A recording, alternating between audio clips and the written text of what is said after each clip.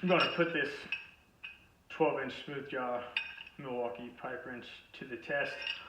Clearly,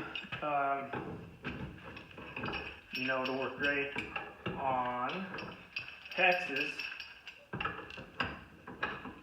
That I know to be absolutely true.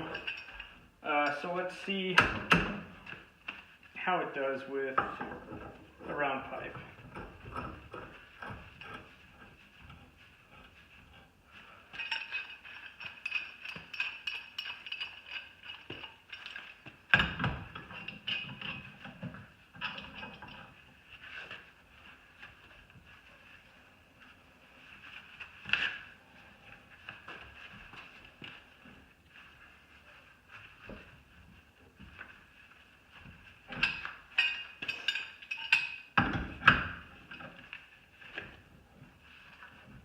Once it gets down to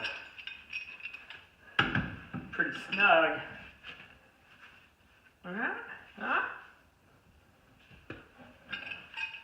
So, in conclusion, I don't think it'll necessarily go, super oil field tight, but around the house, water stuff that doesn't need to be really crazy tight. Yeah, this thing will work just fine.